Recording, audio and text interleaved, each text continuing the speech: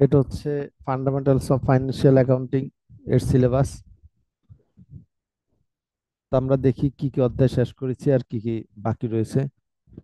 Module এ মানে প্রথম অংশ, অ্যাকাউন্টিং ফ্রেমওয়ার্ক। তো এটা সম্পূর্ণ হচ্ছে থিওরি অংশ, এখানে কোনো ম্যাথমেটিক্স পাবেন না। তো এখান থেকে পরীক্ষায় কোনো কোশ্চেন পাবেন না। তো এখানে হচ্ছে মানে ইন্ট্রোডাকশন আর কি, যে ফাইন্যান্সিয়াল অ্যাকাউন্টিং বলতে কি বোঝায়, কেন ফাইন্যান্সিয়াল অ্যাকাউন্টিং স্টাডি করবেন, ফাইন্যান্সিয়াল অ্যাকাউন্টিং প্রয়োজনীয়তা কি, তো এইসব সম্পর্কে জাস্ট এটা হচ্ছে ইন্ট্রোডাকশন আকারে, এখান থেকে পরীক্ষা প্রশ্ন পাবেন না।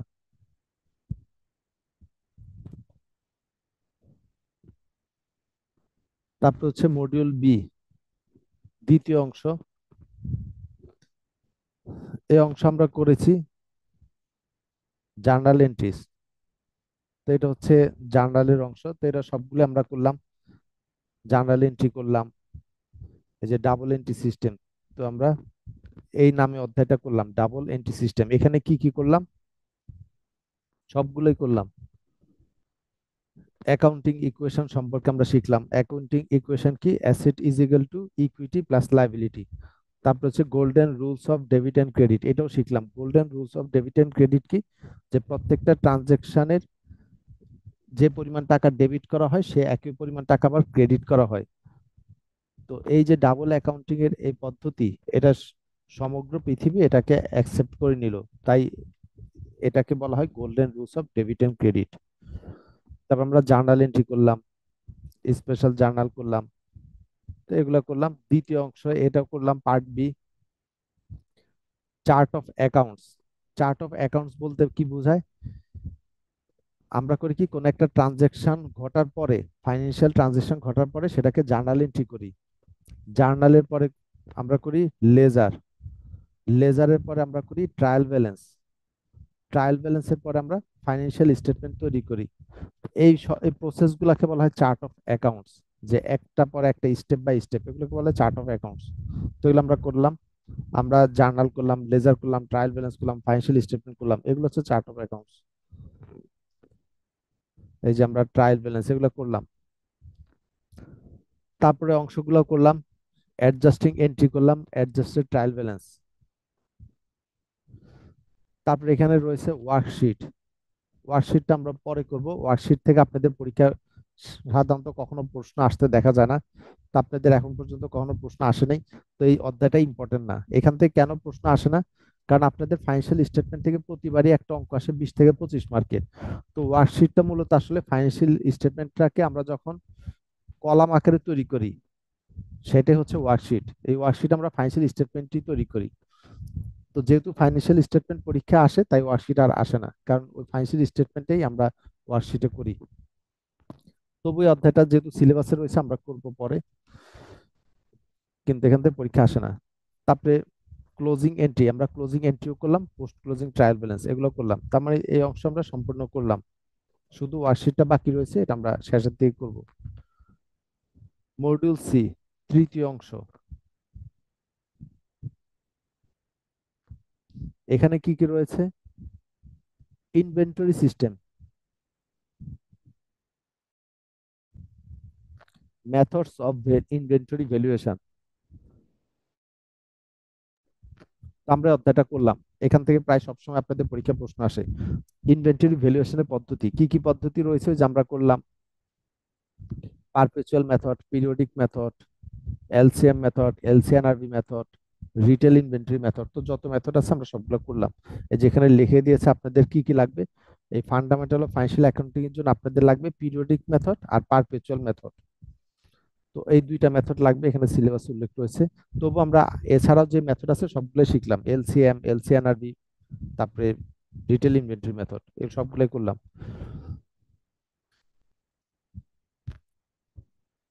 তারপর রয়েছে অ্যাকাউন্টিং ফর ব্যাড ডেটস। এই অংশটা আজকে আমরা করব, অ্যাকাউন্টিং ফর ব্যাড ডেটস। তারপরে ব্যাংক রিকনসিলিয়েশন স্টেটমেন্ট, এটা আমরা শেষ করলাম।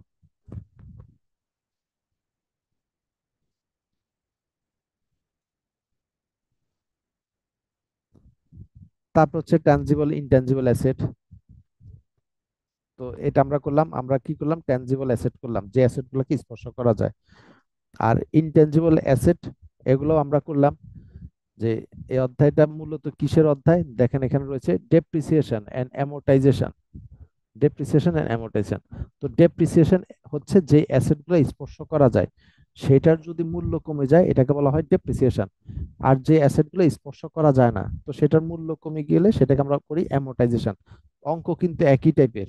ওই যে আবার প্রাকৃতিক সম্পদ, সেটার যদি মূল্য কমে যায় সেটাকে আমরা করি ডিপ্লেশন। তো এগুলো কিন্তু একই টাইপের অঙ্ক, তো আমরা এই অংশটাও করলাম, ডেপ্রিসিয়েশন অধ্যায়। এখানে অ্যাকাউন্টিং ফর ব্যাড ডেট এটা বাকি, এটা আজকে আমরা করব। তারপরে মডিউল ডি, চতুর্থ অংশ।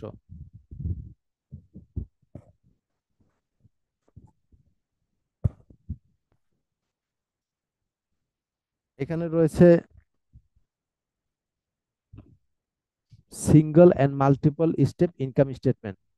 তো আমরা সিঙ্গেল স্টেপ ইনকাম স্টেটমেন্ট করলাম, মাল্টিপল স্টেপে ইনকাম স্টেটমেন্ট করলাম। সিঙ্গেল স্টেপ কোনটা, ও যেটা নর্মাল আমরা আয় থেকে ব্যয় মাইনাস করলেই রেভিনিউ পাই, ইনকাম পাই, এটা হচ্ছে সিঙ্গেল স্টেপ। আয় থেকে আমরা ব্যয় মাইনাস করলেই ইনকামটা পাই, এটা হচ্ছে সিঙ্গেল স্টেপ। আর মাল্টিপল স্টেপ কোনটা, আমরা রেভিনিউ থেকে cost of goods sold minus করি তাহলে পাই গ্রস প্রফিট। গ্রস প্রফিট থেকে অপারেটিং এক্সপেন্স মাইনাস করলে আমরা পাই অপারেটিং প্রফিট।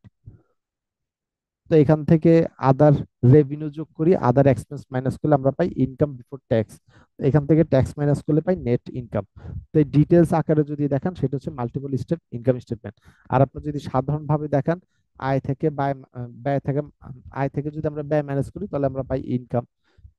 এটা হচ্ছে সিঙ্গেল স্টেপ বা সাধারণ পদ্ধতি। তারপরে রয়েছে শেয়ারস এন্ড ডিবেঞ্চার, তো এটা আমরা করলাম। শেয়ারস এন্ড ডিবেঞ্চার, তো শেয়ার হচ্ছে দুই প্রকার মূলত।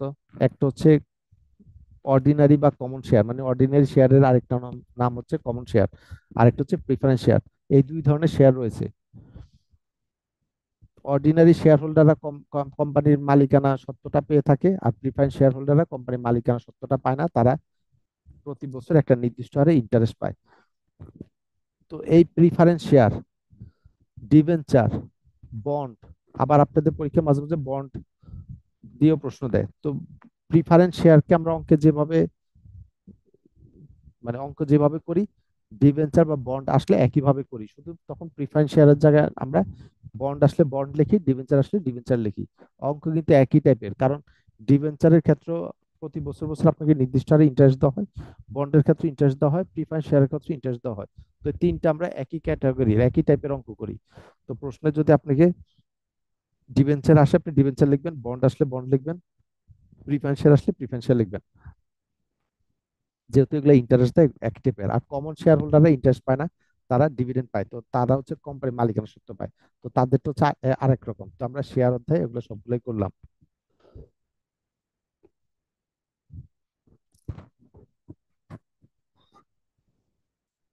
তারপরে রয়েছে statement of financial position,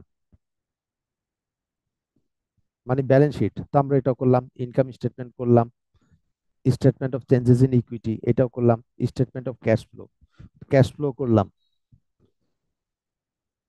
basic financial ratio এই অংশটুকু বাকি রয়েছে, এটা আমরা এখনো করি নাই। তো আমরা আজকে করব।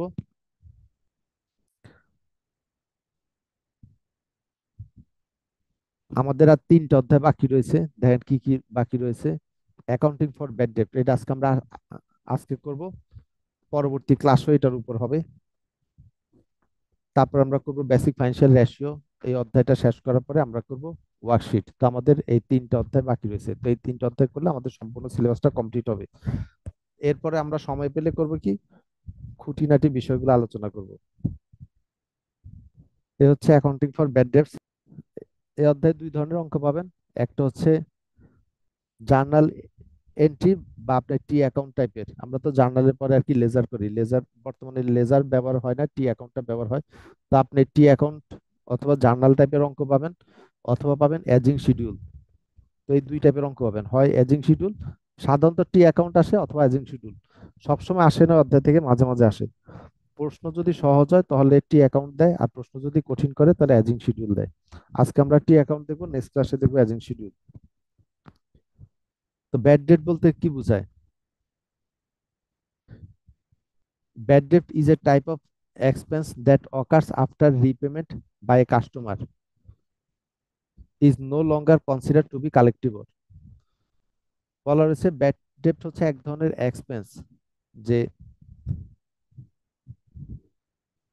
যেটা সংগঠিত হয় রিপেমেন্টের পরে একজন কাস্টমার কর্তৃক, যেটা আর মানে সংগ্রহ করা যাবে না বলে বিবেচনা করা হয়। তার মানে ব্যাড ডেট বলতে বোঝায় যখন আপনি কোনো টাকা পাওনা থাকেন, সেই পাওনা টাকা যখন আর আদায় করতে পারবেন না বলে আপনি বিবেচনা করেন, এটাকে বলা হয় ব্যাড ডেট।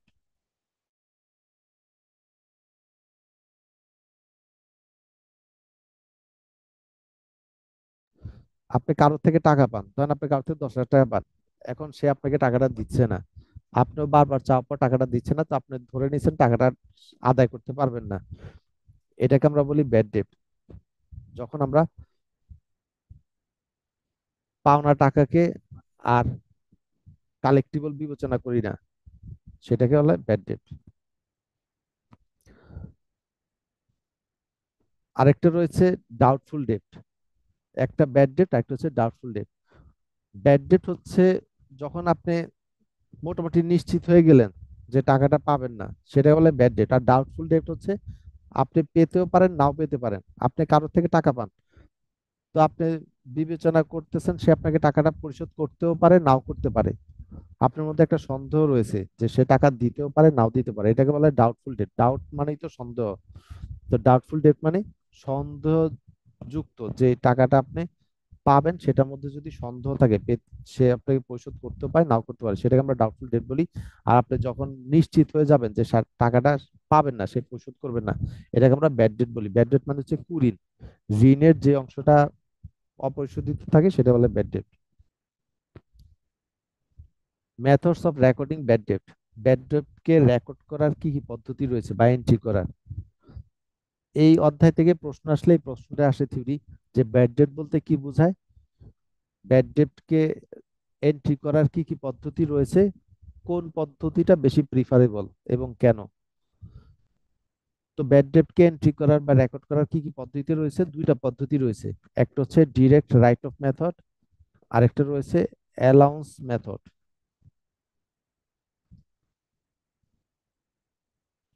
তো ডিরেক্ট রাইট অফ মেথড হচ্ছে আপনি যখন নিশ্চিত হবেন যে পাওনা টাকাটা আর আপনি আদায় করতে পারবেন না, তখন আপনি হিসাব থেকে বাদ দিবেন।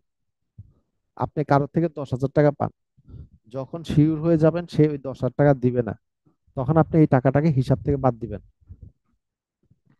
কারণ আপনি টাকাটা পাবেন না, তাহলে তার হিসাব করে লাভ নাই। আপনি কারোর থেকে যখন টাকা পান, আমরা কি জার্নাল এন্ট্রি দিই, accounts receivable, accounts receivable debit করি। এখন আপনি শিওর হয়ে গেছেন সে আর টাকা পরিশোধ করবে না, তাহলে তার অ্যাকাউন্টস রিসিভেবল ডেবিট করে রেখে লাভ নেই, তখন আমরা অ্যাকাউন্টস রিসিভেবলকে ক্রেডিট করে দিই। তাহলে দেখেন ও তো আগে ডেবিট করেছিলেন, এখন ক্রেডিট, কাটাকাটি করে রিসিভেবল হয়ে গেল জিরো। এটাকে বলা হয় রাইট অফ করা, মানে হিসাব থেকে বাদ দেওয়া। তো যখন আমরা নিশ্চিত হয়ে যাই টাকাটা আর আদায় করতে পারবো না, তখন হিসাব থেকে বাদ দিই, এটাকে বলা হয় ডিরেক্ট রাইট অফ মেথড। আর অ্যালাউন্স মেথড হচ্ছে আপনি যখন কারোর থেকে টাকা পাও না হন, প্রথমে ধরেই নিবেন সে টাকা দিতেও পারে, নাও দিতে পারে। প্রথমেই আপনি টাকাটাকে ধরে নিবেন যে সে আপনি পেতেও পারেন, নাও পেতে পারেন। এটা হচ্ছে অ্যালাউন্স মেথড। ডিরেক্ট মেথডে আমরা প্রথমে বিবেচনা করি টাকাটা পাবো, যখন টাকাটা আর আদায় করতে পারি না তখন আমরা হিসাব থেকে বাদ দিই, কিন্তু প্রথমে ধরে নিই টাকাটা আমরা পাবো, তার মানে অ্যাকাউন্ট রিসিভেবল ডেবিট করে রাখি প্রথমেই। আর অ্যালাউন্স মেথডে প্রথমে বিবেচনা করি টাকাটা আমরা পাবো না, পরবর্তীতে পরিশোধ করলে তখন আমরা এটাকে কালেকশন দেখাই, আর পরিশোধ না করলে তখন আমাদের সমস্যা নেই, আমরা তো প্রথমে ধরে নিয়েছিলাম পাবো না। সাধারণত একটা নির্দিষ্ট অংশ আমরা ধরে নিই পাবো না, তখন আপনি কার থেকে 10,000 টাকা পান, তো আপনি 20% ধরে নিলেন, নাও পেতে পারেন। তার মানে 10,000 টাকার মধ্যে 2,000 টাকা আপনি ধরে নিলেন, নাও পেতে পারেন, বাকি 8,000 টাকা বিবেচনা করলেন পাবেন। এরকম তো কোম্পানি করে কি, একটা পার্সেন্টেজ অনুযায়ী বিবেচনা করতে পারে, আবার সম্পূর্ণটাও বিবেচনা করতে পারে। মোট কথা অ্যালাউন্স মেথড হচ্ছে আমরা প্রথমে বিবেচনা করি টাকাটা পাবো না, পরবর্তীতে পেলে তখন আমরা সেটাকে কালেকশন হিসেবে দেখাই। আর রিসিভেবল ওই ডিরেক্ট মেথডে প্রথমে ধরেই নিই সম্পূর্ণ টাকা পাবো, পরবর্তীতে না পেলে তখন হিসাব থেকে বাদ দিই। এখন এই দুইটা মেথডের মধ্যে সবচেয়ে মানে প্রিফারেবল মেথড কোনটা, অ্যালাউন্স মেথড। এই দুইটা মেথডের মধ্যে কেন অ্যালাউন্স মেথডটা প্রিফারেবল? কারণ ধরেন আপনি কারো থেকে 10 লক্ষ টাকা পাবেন, এখন আপনি কোন একটা ইনভেস্টমেন্ট ডিসিশন যদি নিয়ে রাখেন যে আপনাকে সে 10 লক্ষ টাকা দিলে তখন আপনি কোন একটা জায়গায় ইনভেস্টমেন্ট করবেন, ধরেন একটা জমি কিনবেন বা কোন একটা ইনভেস্টমেন্ট করবেন। এখন সে আপনাকে 10 লক্ষ টাকার জায়গায় 8 লক্ষ টাকা দিল, 2 লক্ষ টাকা কম দিল, তাহলে তার আপনি জমিটা কিনতে পারছেন না। কিন্তু আপনার অ্যালাউন্স মেথডের হিসাব অনুযায়ী যদি আপনি প্রথমেই 20% টাকা ধরে নিতেন পাবেন না, আপনি প্রথম বিবেচনা করতেন যে 10 লক্ষ টাকার মধ্যে 8 লক্ষ পাবেন, 2 লক্ষ টাকা নাও পেতে পারেন। তো পরবর্তীতে সে যদি আপনাকে 2 লক্ষ টাকা কম দেয়, আপনি কিন্তু ইনভেস্টমেন্ট ডিসিশনে কোনো প্রভাব পড়ছে না, কারণ আপনি প্রথমে বিবেচনা করেছিলেন 2 লক্ষ টাকা কম পাবেন। কাজে আপনি 8 লক্ষ টাকার উপরে কিন্তু ডিসিশন নিয়ে রেখেছিলেন যে ইনভেস্টমেন্ট করবেন। তো এই জন্য অ্যালাউন্স মেথডটাই বেশি প্রিফারেবল, যেহেতু এখানে প্রথমে বিবেচনা করা হয় আপনি একটা অংশ পাবেন না, কাজে আপনি ডিসিশনে প্রভাব পড়ে না। তো ডিরেক্ট মেথড অ্যালাউন্স মেথডের তিনটার মতো পার্থক্য দেখে রেখেন। তো আমরা অঙ্কে যাই।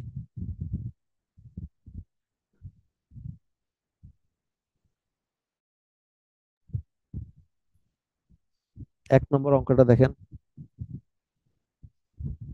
The following information is given for the year 2024। 2024 সালের জন্য নিচে তথ্যগুলো দেওয়া রয়েছে। অ্যাকাউন্টস রিসিভেবল এট বিগিনিং এত, allowance for doubtful account at beginning এত, সেলস অন ক্রেডিট।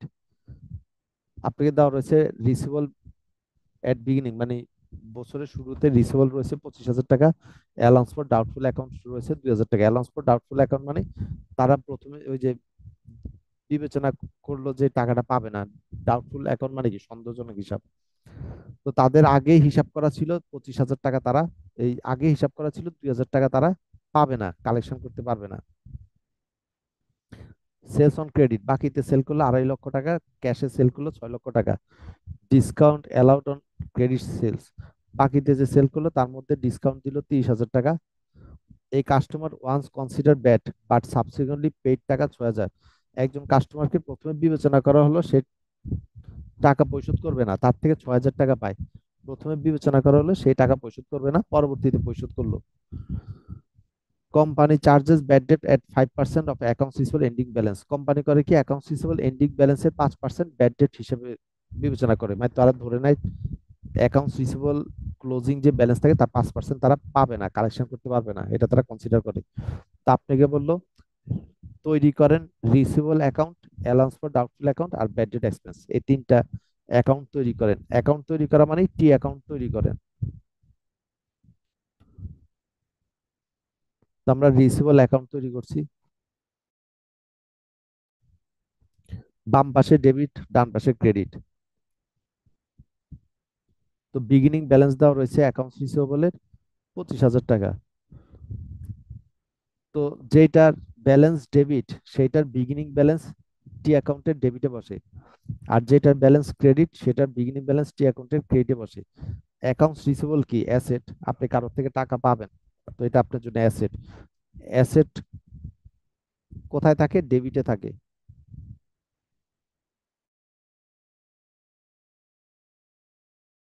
তার মানে অ্যাসেটের ব্যালেন্স হচ্ছে ডেবিট ব্যালেন্স, তো এখানে আমরা বিগিনিং ব্যালেন্সটা ডেবিটে বসাবো। তাই দেখেন ডেবিটে বসালাম 25,000 টাকা, লিখলাম ব্যালেন্স বিএফ। বিএফ মানে ব্রট ফরওয়ার্ড। তো আপনি বিগিনিং ব্যালেন্সকে আমরা বিএফ লিখি, আপনি চাইলে বিগিনিং ব্যালেন্স বা ওপেনিং ব্যালেন্সও লিখতে পারেন। এটাকে ব্যালেন্স বিডিও লেখা হয়, বিডিও লেখা হয়, বিএফও লেখা হয়, তবে সাধারণত বিএফ এই ল্যাঙ্গুয়েজটা বেশি ব্যবহার করা হয়। তা আপনি বিগিনিং ব্যালেন্স বা ওপেনিং ব্যালেন্সও লিখতে পারেন। তো আমরা এটা বসালাম। তারপর রয়েছে আপনি বাকিতে সেল করলেন 2.5 লক্ষ টাকা, এটা জার্নাল কি ছিল, বাকিতে সেল করলেন অ্যাকাউন্টস রিসিভেবল ডেবিট, তারপরে সেলস ক্রেডিট 2.5 লক্ষ টাকা। তো দেখেন অ্যাকাউন্টস রিসিভেবলের টি অ্যাকাউন্ট করছি। তো নিয়ম হচ্ছে অ্যাকাউন্টস রিসিভেবলের টি অ্যাকাউন্ট করছি, অ্যাকাউন্টস রিসিভেবলের টাকা কত, 2.5 লক্ষ টাকা। অ্যাকাউন্টস রিসিভেবলটা আছে কোথায়, ডেবিটে, তো আমরা ডেবিটে বসাবো ওই 2.5 লক্ষ টাকা। নাম বসবে ক্রেডিটের, বিপরীত নামটা বসে। তো সেলস রয়েছে ক্রেডিটে, সেলস বসালাম। কেন বিপরীত নামটা বসে? এর মানে হচ্ছে অ্যাকাউন্টস রিসিভেবল মানে হচ্ছে আমরা টাকা পাই কত টাকা, 2.5 লক্ষ। 2.5 লক্ষ টাকা কেন পাই? ওই যে আমরা সেল করেছিলাম এই কারণে। এই জন্য বিপরীত নামটা বসে, যে আমরা সেল করেছিলাম তাই 2.5 লক্ষ টাকা পাই।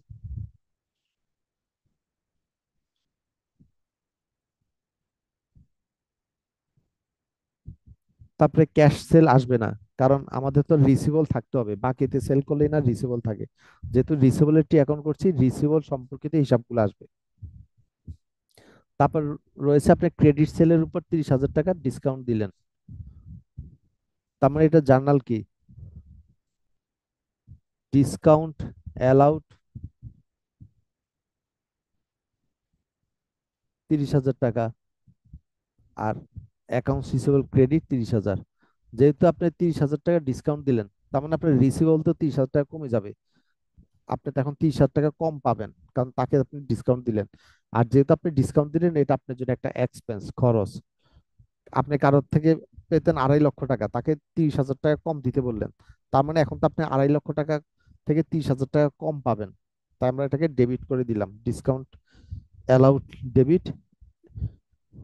আর অ্যাকাউন্টস রিসিভেবল ক্রেডিট, তো আমরা টি অ্যাকাউন্ট করছি অ্যাকাউন্টস রিসিভেবলের। কোথায় আছে? ক্রেডিটে, তাই টাকাটা বসবে ক্রেডিটে। এই যে দেখেন টাকাটা বসলাম ক্রেডিটে, নাম বসবে কোনটা? ডেবিটের, ডিসকাউন্ট অ্যালাউ।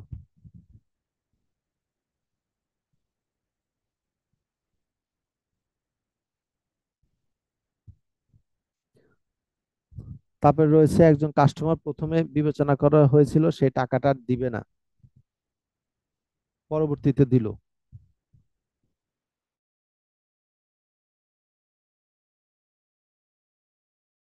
যখন আপনি বিবেচনা করছিলেন সে আর টাকাটা দিবে না, তখন তো আমরা হিসাব থেকে বাদ দিতে হবে। এটাকে বলা হয় রাইট অফ করা। ওই যে আমরা একটু থিওরিতে শিখলাম যে রাইট অফ। যখন আপনি শিওর হয়ে গেলেন সে টাকা দিবে না, আপনি হিসাবে তার রিসিভেবল রেখে লাভ নেই, হিসাব থেকে বাদ দিবেন। তো আমরা কি করেছিলাম? অ্যাকাউন্টস রিসিভেবল ক্রেডিট কত? 6,000 টাকা। কারণ অ্যাকাউন্টস রিসিভেবল যখন টাকা পাবেন তখন ডেবিট করা থাকে। এখন যেহেতু টাকা পাবেন না, ক্রেডিট করে দিলেন, তো আগের ডেবিট আর এই ক্রেডিট কাটাকাটি করে রিসিভেবল জিরো হয়ে গেল। আমরা ডেবিটে বসাই allowance for doubtful account, allowance for doubtful account 6,000।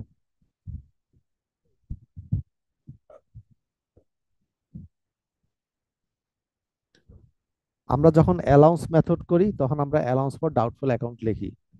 আর যখন আমরা ডিরেক্ট মেথড করি তখন আমরা ব্যাড ডেট এক্সপেন্স লিখি। ডিরেক্ট মেথড করলে এখানে লিখতাম bad debt expense, bad debt expense এটা লিখতাম। আর অ্যালাউন্স মেথড করার সময় আমরা অ্যালাউন্স ফর ডাউটফুল অ্যাকাউন্ট লিখি। তো এখানে অ্যালাউন্স মেথড, প্রশ্নে যদি নির্দিষ্ট কোনো মেথড না বলে, আপনি অ্যালাউন্স মেথডটাই বেশি অ্যাপ্লাই করবেন, কারণ অ্যালাউন্স মেথডটাই অ্যাপ্লাই করা হয় বেশি। আর যদি প্রশ্নে বলে এই কোম্পানি ডিরেক্ট মেথড ফলো করে, তাহলে আপনি ডিরেক্ট মেথড অঙ্ক করবেন। যদি বলে অ্যালাউন্স মেথড ফলো করে, তাহলে অ্যালাউন্স মেথডও করবেন। আর কোনো পদ্ধতি না বলে অ্যালাউন্স মেথডটাই আপনি ব্যবহার করবেন। আর প্রশ্ন যদি আপনাকে কোনো বুঝার কোনো ইনফরমেশন দেয়, তাহলে আপনি সেই সেই অনুযায়ী করবেন। প্রশ্ন পড়ে আপনাকে আগে বুঝতে হবে এই কোম্পানি কোন পদ্ধতি ফলো করে, সেই পদ্ধতিতে করতে হবে। যেমন এখানে দেখেন অ্যালাউন্স ফর ডাউটফুল অ্যাকাউন্ট দেওয়া রয়েছে, বিগিনিং ব্যালেন্স 2,000 টাকা।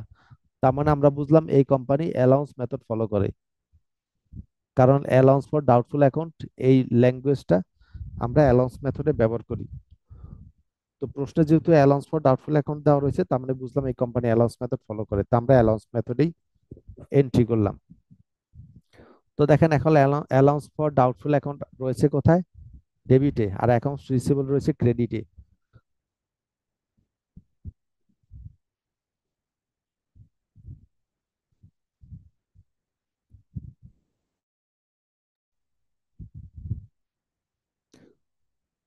তা এখন আপনি যখন প্রথমে টাকা পেতেন তখন জার্নাল করা ছিল এইটা, অ্যাকাউন্টস রিসিভেবল ডেবিট 6,000, আর সেলস ক্রেডিট 6,000, এই জার্নালটা করা ছিল। এখন আপনি যেহেতু টাকাটা পাবেন না শিওর হয়ে গেলেন, তো অ্যাকাউন্টস রিসিভেবল ক্রেডিট করলেন। এখন এই রিসিভেবল ডেবিট, এই রিসিভেবল ক্রেডিট, এটা কিন্তু কাটাকাটি করে চলে গেল। তাই এইটা টি অ্যাকাউন্টে আসবে না। যেহেতু রিসিভেবল নাই, এটা টি অ্যাকাউন্টে আর আসবে না, কারণ আমরা করছি অ্যাকাউন্ট রিসিভেবল টি অ্যাকাউন্ট। তো এটা যেহেতু কাটাকাটি চলে গেল, এটা আর আসবে না। এখন পরবর্তীতে সে 6,000 টাকা পরিশোধ করলো। তো নিয়ম হচ্ছে, যখন আপনি হিসাব থেকে বাদ দিয়ে দিলেন এটা, এখন সে টাকা পরিশোধ করলো, আপনি হিসাব থেকে বাদ দেওয়ার পরে আপনাকে আবার রিসিভেবল তৈরি করে নিতে হবে। আপনাকে আবার অ্যাকাউন্টস রিসিভেবল তৈরি করে নিতে হবে, যেহেতু আপনি রিসিভেবল ক্রেডিট করে সরাই দিলেন, এখন আবার করতে হবে অ্যাকাউন্টস রিসিভেবল ডেবিট 6,000 টাকা, allowance for doubtful account credit 6,000 টাকা, আবার জার্নালটা দিয়ে নিতে হবে। নলে এই টাকাটা হবে ব্ল্যাক মানি। আমরা জানি ব্ল্যাক মানি বলতে বোঝায় যে টাকার উৎস নেই, উৎস দেখানো সম্ভব হয় না, সেটাকে বলে ব্ল্যাক মানি। ব্ল্যাক মানি বলতে যে শুধু অবৈধ টাকাকে বোঝায় তা না, যে টাকাটার উৎস দেখানো যায় না সেটাকে বলে ব্ল্যাক মানি। আপনি কারোর থেকে টাকা নিচ্ছেন, কেন টাকা নিচ্ছেন সেই ব্যাখ্যা তো থাকতে হবে। আপনি কারোর থেকে 6,000 টাকা নিচ্ছেন, কেন নিচ্ছেন? তার থেকে টাকা পেতেন, তাই নিচ্ছেন। তো এই জন্য আমরা অ্যাকাউন্টস রিসিভেবল ডেবিট করলাম। যদি আপনি অ্যাকাউন্টস রিসিভেবলটা ডেবিট করা না থাকতো, তাহলে তার থেকে আপনি টাকা নিতেন, যেটার ব্যাখ্যাটা কিভাবে দিতেন? তাহলে তার ব্যাখ্যাটা দিতে পারতেন না। তো এই জন্য আমরা আবার রিসিভেবল তৈরি করে নেওয়া লাগলো। তো accounts receivable debit, allowance for doubtful account credit. তো রিসিভেবলটা রয়েছে কোথায়? ডেবিটে। তাই দেখেন আমরা ডেবিটে বসালাম 6,000 টাকা, ক্রেডিটের নাম রয়েছে অ্যালাউন্স ফর ডাউটফুল অ্যাকাউন্ট, তো এখানে নাম বসলো ক্রেডিটের অ্যালাউন্স ফর ডাউটফুল অ্যাকাউন্ট।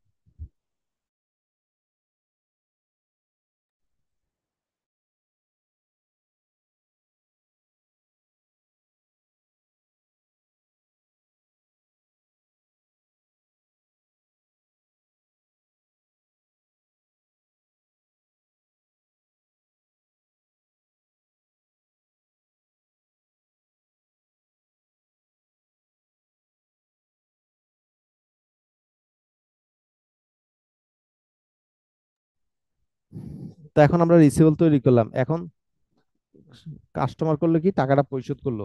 এখন সেই জার্নাল দিতে হবে যে টাকা পরিশোধের।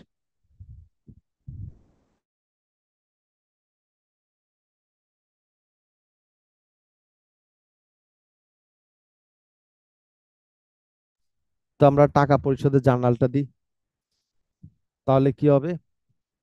Cash debit, accounts receivable credit. তো আমরা করব cash debit 6,000, accounts receivable credit 6,000। এখন দেখেন অ্যাকাউন্টস রিসিভেবল রয়েছে কোথায়? ক্রেডিটে। তো আমরা ক্রেডিটে বসাবো 6,000 টাকা। ডেবিটের নাম রয়েছে কি? ক্যাশ। ক্যাশ বসালাম ক্রেডিটে। তো দেখেন আমাদের সবগুলো এখন বসানো হয়ে গেল অ্যাকাউন্টস রিসিভেবলে। তো এখন আমাদের ব্যালেন্সিং ফিগার যেটা, সেটা হবে ক্লোজিং ব্যালেন্স। কারণ আমরা জানি টি অ্যাকাউন্টের ডেবিট ক্রেডিট সমান হয়। তো এখানে আপনি দেখবেন ডেবিটে রয়েছে 2,81,000, আর ক্রেডিটে 2,45,000 টাকা কম। 2,81,000 হয় নাই, 2,45,000 কম। তো এটা আমরা ব্যালেন্সিং ফিগার বসাবো, এটাই হচ্ছে আমাদের ক্লোজিং ব্যালেন্স। এই যে লিখলাম ব্যালেন্স সিএফ। সিএফ মানে ক্যারিড ফরওয়ার্ড, তো আমরা ক্লোজিং ব্যালেন্সকে সিএফ নামে লিখি। আপনি চাইলে ক্লোজিং ব্যালেন্সও লিখতে পারেন।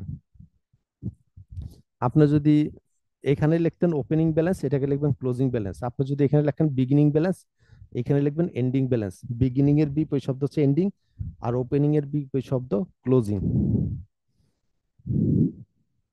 তো এই গেল অ্যাকাউন্টস রিসিভেবলের টি অ্যাকাউন্ট। তারপরে বললো অ্যালাউন্স ফর ডাউটফুল অ্যাকাউন্ট, এটা টি অ্যাকাউন্ট করেন।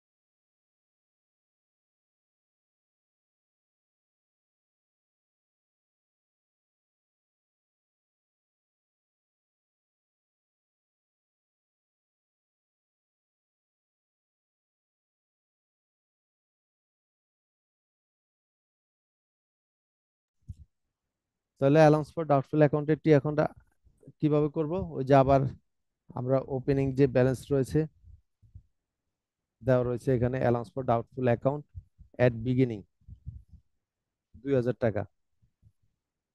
তো অ্যালাউন্সের ব্যালেন্স হচ্ছে ক্রেডিট ব্যালেন্স। যত অ্যালাউন্স রয়েছে সবগুলো আমরা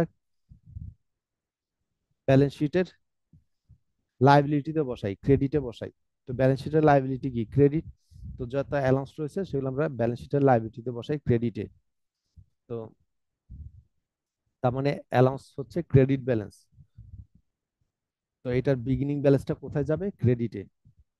তাই দেখেন আমরা ক্রেডিটে বসালাম 2000 টাকা।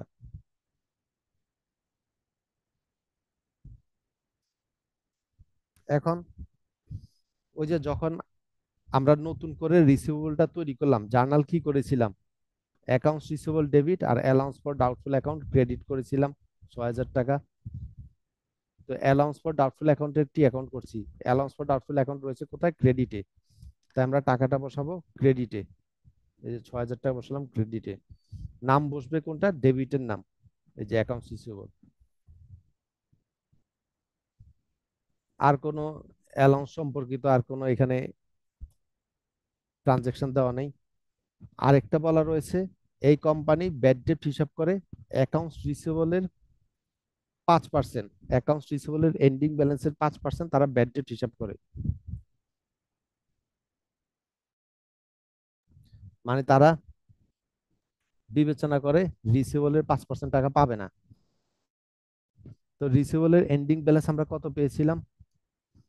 2,45,000 টাকা। তো এটার 5% হচ্ছে 12,250। 12,250, তার মানে তারা বিবেচনা করে এই টাকাটা পাবে না, 12,250। তাহলে এটা জার্নালটা কি? Bad debt expense debit, allowance for doubtful account credit. এটা জার্নাল হচ্ছে এটা, ব্যাড ডেট এক্সপেন্স ডেবিট 12,250, আর allowance for doubtful account credit 12,250। যেহেতু টাকাটা পাবে না বিবেচনা করলো, তাই আমরা ব্যাড ডেট এক্সপেন্স ডেবিট করলাম আর allowance for doubtful account create করলাম। অ্যালাউন্স কেন ক্রিয়েট করলাম? এটা হচ্ছে সন্দেহযুক্ত হিসাব, যে আমরা পেতেও পারি নাও পেতে পারি। যখন আমরা অ্যালাউন্স মেথড ফলো করি তখন আমরা করি কি? ব্যাড ডেট এক্সপেন্স ডেবিট করি, allowance for doubtful account credit করি। যতদিন আমরা সন্দেহ করে রাখবো টাকা পাবো না, তখন আমরা এইভাবে জার্নাল করি। যে আপনি যতদিন সন্দেহ করে রাখবেন টাকাটা নাও পেতে পারেন, তখন আমরা ব্যাড ডেট এক্সপেন্স ডেবিট করি, allowance for doubtful account credit করি। আর আপনি যখন শিওর হয়ে গেছেন টাকার পাবেন না, তখন আমরা করি কি? যে অ্যালাউন্সটাকে ক্রেডিট করে রেখেছিলাম এটাকে ডেবিট করি, allowance for doubtful account debit করি আর অ্যাকাউন্টস রিসিভেবল ক্রেডিট করি। তাহলে এইভাবে করতাম 12,250, 12,250। এখন দেখেন এখানে অ্যাকাউন্টস রিসিভেবল ক্রেডিট করলাম, আর এখানে ব্যাড ডেট এক্সপেন্স ডেবিট আর allowance for doubtful account credit. এই অ্যালাউন্স আর এই অ্যালাউন্স কাটাকাটি করে চলে যায়। এখানে অ্যালাউন্সটা রয়েছে ডেবিটে আর এখানে অ্যালাউন্স রয়েছে ক্রেডিটে, এটা কাটাকাটি করে চলে যায়। তাহলে জার্নালটা থাকে কি? ব্যাড ডেট এক্সপেন্স ডেবিট আর অ্যাকাউন্টস রিসিভেবল ক্রেডিট থাকে। এটাই হচ্ছে আমরা ডিরেক্ট মেথডে করি। তো ডিরেক্ট মেথডে আমরা তো কোনো সন্দেহজনক হিসাব তৈরি করি না। আমরা যখন শিওর হয়ে যাই টাকাটা পাবো না, তখন আমরা জার্নাল দিই bad debt expense debit, accounts receivable credit, এই জার্নাল দিই। আর অ্যালাউন্স মেথডে আমরা প্রথমত একটা সন্দেহ তৈরি করি যে পাইতে পারি নাও পেতে পারি, তখন জার্নাল দিই bad debt expense debit, allowance for doubtful account credit.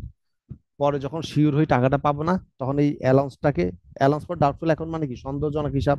যখন শিওর হয়ে যায় তখন তার সন্দেহ করে লাভ নাই, তখন তো আমি শিওর হয়ে গেলাম পাবো না, তাই অ্যালাউন্সটাকে ডেবিট করে বাদ দিয়ে দিই আর রিসিভেবলটাই ক্রেডিট করি। তো এখন এই অ্যালাউন্স ডেবিট করলাম আর আগে ছিল ক্রেডিট, এই ডেবিট ক্রেডিট কাটাকাটি করে চলে যায়।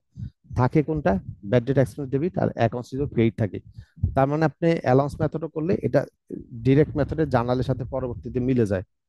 ডিরেক্ট মেথডের জার্নাল করলেও যায়, অ্যালাউন্স মেথড করলেও জার্নালটা একই হয়ে যায় পরবর্তীতে। তো যেহেতু আমরা এখানে অ্যালাউন্স মেথড ফলো করছি, তাই ব্যাড ডেট এক্সপেন্স ডেবিট করলাম, allowance for doubtful account credit করলাম। তো এখন অ্যালাউন্সটা রয়েছে কোথায়? ক্রেডিটে। তাই আমরা টাকাটা বসাবো ক্রেডিটে, এই যে 12,250 বসাবো, এই যে ক্রেডিটে বসালাম। নাম বসালাম ডেবিটের নাম, ব্যাড ডেট এক্সপেন্স। এখন আমাদের সবগুলো হিসাব বসানো শেষ, ডেবিট ক্রেডিট সমান হইতে হবে। তো আমরা দেখলাম ক্রেডিটে মোট আসলো আমাদের 20,250 টাকা, ডেবিটে কিছু আসে নাই। তো আমরা এটা ব্যালেন্সিং ফিগার বসালাম 20,250, এটা হচ্ছে আমাদের ending balance allowance for doubtful account. তারপর আপনাকে বললো আবার ব্যাড ডেট এক্সপেন্সের অ্যাকাউন্ট তৈরি করেন। এইভাবে সিরিয়াল মেনটেন করা হয়। অ্যাকাউন্ট রিসিভেবলের পরে আমরা অ্যালাউন্স ফর ডাউটফুল অ্যাকাউন্টেরটা তৈরি করি, টি অ্যাকাউন্ট। তারপরে তৈরি করি ব্যাড ডেট এক্সপেন্সেরটা। এখন ব্যাড ডেট এক্সপেন্সেরটা যাবে কোথায় দেখেন, ওই যে আমাদের জার্নালে কি ছিল, bad debt expense debit allowance for doubtful account credit. তো ব্যাড ডেট এক্সপেন্স এটা কোথায় রয়েছে, ডেবিটে। তাই আমরা টাকাটা বসাবো ডেবিটে, এই যে বসালাম ডেবিটে। নাম বসবে কোনটা, ক্রেডিটের নাম, এই যে অ্যালাউন্স ফর ডাউটফুল অ্যাকাউন্ট, ক্রেডিটের নাম বসলো, এই যে বসালাম ক্রেডিটের নাম। আর কোনো ট্রানজেকশন নাই। তো আমরা ডেবিট ক্রেডিট মিলানোর জন্য ব্যালেন্সিং ফিগার বসালাম ক্রেডিটে 12,250। তো এটি হচ্ছে আমাদের ব্যাড ডেট এক্সপেন্সের এন্ডিং ব্যালেন্স। এই হলো এই তিনটা টি অ্যাকাউন্ট। তো দেখবেন অঙ্কটা problem 1।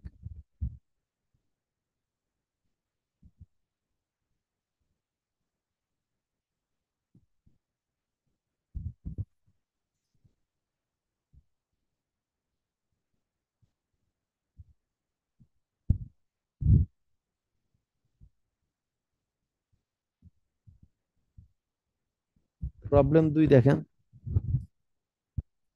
at December 31, 2022, last corporation report the following information on it's statement of financial position.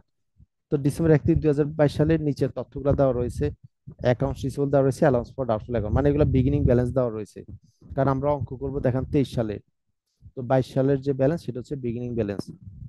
আগের অঙ্কে যেরকম দেওয়া ছিল এরকম বিগিনিং ব্যালেন্স দেওয়া রয়েছে। 23 সালের নিচের ট্রানজাকশন গুলো ঘটলো। অ্যাকাউন্টস রিসিভেবল অফ টাকা 6 lakh were collected including accounts of টাকা 1 lakh on which 2% sales discount were allowed.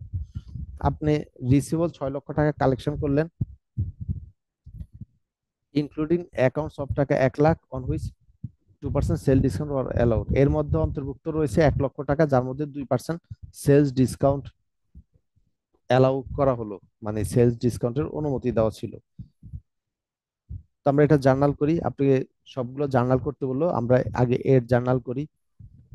কত টাকা কালেকশন করলে দেখেন, আপনি 1 লক্ষ টাকার মধ্যে 2% ডিসকাউন্ট দেওয়া ছিল, তার মানে 1 লক্ষের 2% কত, 2,000 টাকা। তো আমরা ডিসকাউন্ট অ্যালাউড লিখলাম 2,000 টাকা। যেহেতু আপনি সেলস সেলস করে ডিসকাউন্ট দিলেন, তার মানে এটা হচ্ছে এক্সপেন্স, যেহেতু আপনার রেভিনিউ কমে গেল। আর আপনি পারচেস করে যদি ডিসকাউন্ট পেতেন, এটা আপনার জন্য রেভিনিউ ক্রেডিটে দেখাতাম, কারণ আপনি পারচেস মানে কি খরচ, সেক্ষেত্রে ডিসকাউন্ট পাওয়া মানে খরচটা কমে গেল, তো সেটা আমরা ক্রেডিটে দেখাই। আর এখানে সেলস করলেন, আপনি টাকা পাওয়ার কথা, তো আপনি ডিসকাউন্ট দিলেন মানে টাকাটা কম পাবেন, তো এটা আমরা এক্সপেন্স হিসেবে ডেবিটে দেখাই। তো ডিসকাউন্ট অ্যালাউড হচ্ছে 2,000 টাকা ডেবিট। আপনি টোটাল পাওনা ছিলেন কত, 6 লক্ষ টাকা। তো যেহেতু 6 লক্ষ টাকা পরিশোধ করলো, তো এখন অ্যাকাউন্টস রিসিভেবল ক্রেডিট করে দিলাম 6 লক্ষ। বাকি টাকাটা আপনি ক্যাশ পেলেন 5,98,000। আপনি টোটাল পেতেন 6 লক্ষ টাকা, এর মধ্যে 1 লক্ষ টাকার মধ্যে 2% ডিসকাউন্ট দিলেন, তার মানে 2,000 টাকা ডিসকাউন্ট দিলেন। তো ওই 1 লক্ষ টাকার মধ্যে আর পাবেন কত, 98,000। আর বাকি 5 লক্ষ টাকার মধ্যে কোনো ডিসকাউন্ট দেওয়া ছিল না, পুরোটাই পাবেন। তো টোটাল হচ্ছে 5,98,000 ক্যাশ, এটা ডেবিট। বিতে বলা হয়েছে right of of accounts receivable deemed uncollectable. 90,000 টাকা আর কালেকশন করতে পারেন নাই, তাই এটাকে হিসাব থেকে বাদ দিয়ে দিলেন। এখন দেখেন কোম্পানি কি ডিরেক্ট মেথড ফলো করে নাকি অ্যালাউন্স মেথড। তো এখানে যেহেতু অ্যালাউন্স রয়েছে, তার মানে কোম্পানি অ্যালাউন্স মেথড ফলো করে। অ্যালাউন্স মেথডের ক্ষেত্রে আমরা কি করি, আগে আমাদের জার্নাল দেওয়া ছিল, যখন আপনি টাকাটা পেতেন জার্নাল কি দেওয়া ছিল, অ্যাকাউন্টস রিসিভেবল আপনি যখন পেতেন তখন এই জার্নালটা দেওয়া থাকে।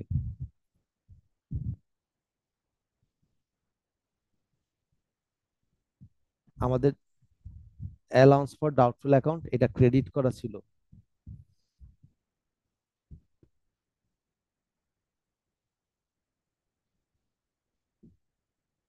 অ্যালাউন্স মেথডের ক্ষেত্রে আমরা দুই ভাবে জার্নাল করা যায়, একটা হচ্ছে অ্যাকাউন্টস রিসিভেবল ডেবিট, আর allowance for doubtful account credit. ধরেন আপনি কারোর থেকে 10,000 টাকা পান, তো আপনি অ্যাকাউন্টস রিসিভেবল 10,000 টাকা debit, allowance for doubtful account 10,000 টাকা ক্রেডিট। এইভাবে জার্নাল দেওয়া যায়, অথবা এইভাবে দেওয়া যায়, ব্যাড ডেট এক্সপেন্স ডেবিট 10,000 আর allowance for doubtful account credit 10,000। তো আপনি কিছু কিছু জার্নাল দেখবেন আমরা ব্যাড ডেট এক্সপেন্স ডেবিট করি, allowance for doubtful account credit করি। আর কিছু কিছু জার্নাল দেখবেন accounts receivable debit, allowance for doubtful account credit করি। এখন আপনি কখন বুঝবেন এখানে ব্যাড ডেট এক্সপেন্স ডেবিট করতে হবে নাকি অ্যাকাউন্টস রিসিভেবল? যখন আমরা কোনো কিছু বিক্রি করার সাথে সাথেই সন্দেহ করি, তখন আমরা অ্যাকাউন্টস রিসিভেবল ডেবিট করি, অ্যালাউন্সটাই ক্রেডিট করি।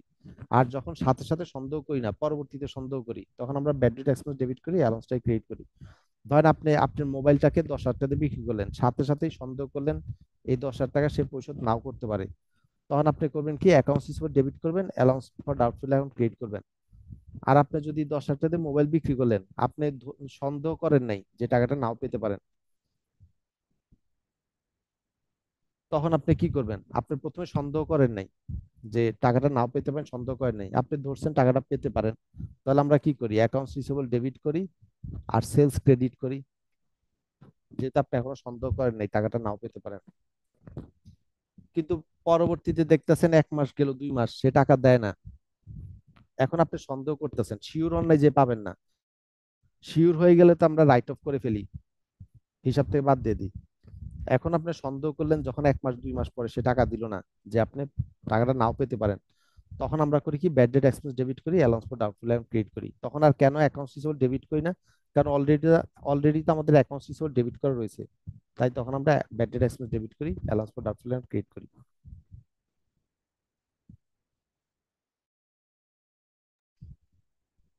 তো এখন দেখেন, এই প্রতিষ্ঠানে অ্যালাউন্স করা রয়েছে 1 লক্ষ টাকা। সে এইভাবে জার্নাল দেখ বা এইভাবে জার্নাল দেখ, যেভাবে দেখ, ক্রেডিট করা রয়েছে কত? 10,000 টাকা। আপনি ওই যে অ্যালাউন্স করা, অ্যালাউন্স মানে সন্দেহ করা, তো এখানে কত ক্রেডিট করা রয়েছে? 90,000 টাকা ক্রেডিট করা রয়েছে অ্যালাউন্স। তো এখন যেহেতু টাকাটা হিসাব থেকে বাদ দিতে হবে, তো এটাকে ডেবিট করে দেন। যেহেতু একটা আপনি শিওর হয়ে গেছেন, তাই আর সন্দেহ করে রেখে লাভ নাই, শিওর হয়ে গেলেন। তাই আমরা অ্যালাউন্স ফর ডাউটফুল অ্যাকাউন্ট 90,000 টাকা ডেবিট করে দিলাম, আর অ্যাকাউন্টস রিসিভেবল ক্রেডিট করে দিলাম। তো অ্যাকাউন্টস রিসিভেবল ক্রেডিট করে দিলাম মানে আর টাকাটা পাবো না, রিসিভেবলই বাদ দিয়ে দিলাম। সিতে বলা রয়েছে টাকা 10,000 was received in payment of account which was previously written of. এই যে আপনি এই যে একটু আগে 90,000 টাকা হিসাব থেকে বাদ দিলেন, এর মধ্যে থেকে পরবর্তীতে 10,000 টাকা পেলেন, তাহলে আপনাকে কি করতে হবে? আগে রিসিভেবল তৈরি করে নিতে হবে। তাই দেখেন আমরা আবার অ্যাকাউন্ট রিসিভেবল ডেবিট করলাম, allowance for doubtful account create করলাম। কত টাকা? 10,000 টাকা। যতটুকু টাকা পেলেন ততটুকুই আবার হিসাব তৈরি করে নিলাম। এখন আমরা কালেকশন দেখাবো, cash debit, account receivable credit.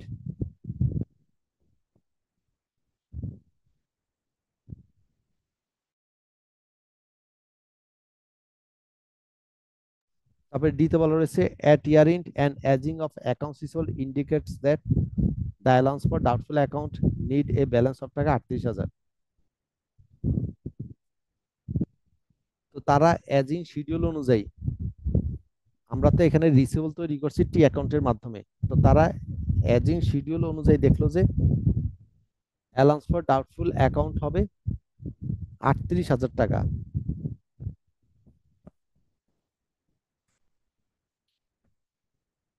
যেটা আমরা নেক্সট ক্লাসে করবো এজিং শিডিউল। তো আমরা যেটা নির্ণয় করেছি এখানে সেটা হচ্ছে টি অ্যাকাউন্টের মাধ্যমে, আর এজিং শিডিউল মাধ্যমে সেটা হচ্ছে 38,000 টাকা হবে। তাই দেখেন এখানে বিগিনিং ব্যালেন্স ছিল কত? অ্যালাউন্স ফর ডাউটফুল অ্যাকাউন্ট 1,10,000 টাকা। তো আমরা 1,10,000 টাকা বসালাম। আর নতুন করে আমাদের অ্যালাউন্স হলো কত? এই যে নতুন করে হলো 10,000 টাকা। এই যে অ্যালাউন্স ফর ডাউটফুল অ্যাকাউন্ট নতুন করে হলো 10,000। তো আমাদের বিগিনিং ব্যালেন্স ছিল 1,10,000, নতুন করে হলো 10,000, তো আমরা 10,000 যোগ করলাম। আর ওইখানে রাইট অফ করেছিলাম 90,000। এই যে এখানে দেখেন ডেবিটে রয়েছে 90,000। তো অ্যালাউন্স ফর ডাউটফুল অ্যাকাউন্টের ব্যালেন্স হচ্ছে ক্রেডিট ব্যালেন্স।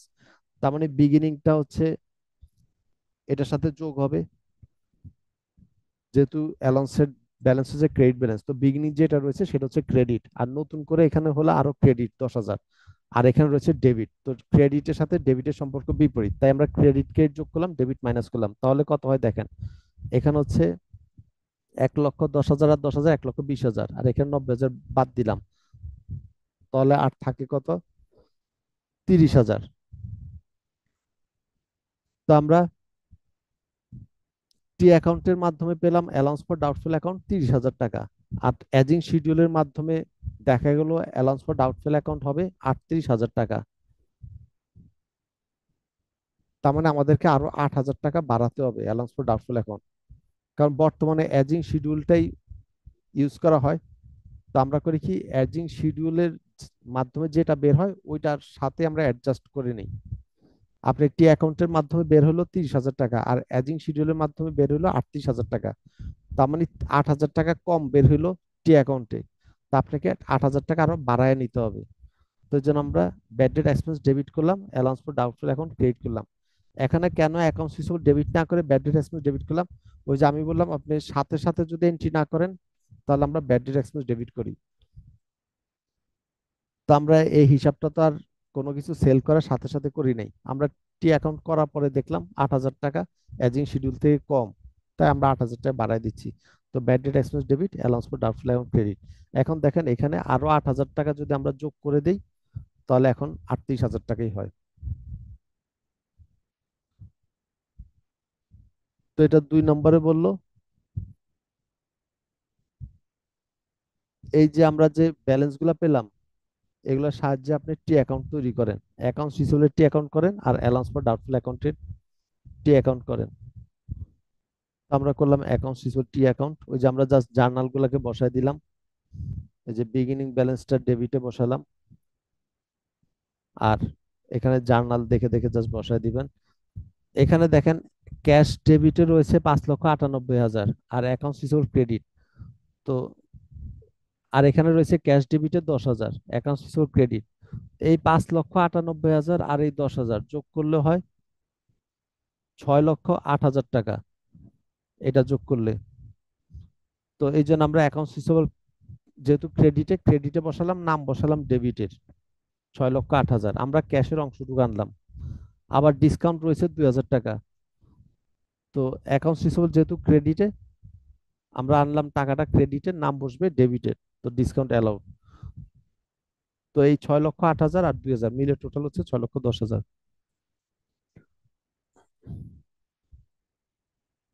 তারপরে অ্যালাউন্স ফর ডাউটফুল অ্যাকাউন্ট 90,000, ওই যে অ্যাকাউন্টস রিসিভেবল ক্রেডিটে রয়েছে 90,000, অ্যালাউন্সটা রয়েছে ডেবিটে। তো যেহেতু অ্যাকাউন্টস রিসিভেবল ক্রেডিটে রয়েছে আমরা ক্রেডিটে বসালাম, নাম বসালাম ডেবিটে।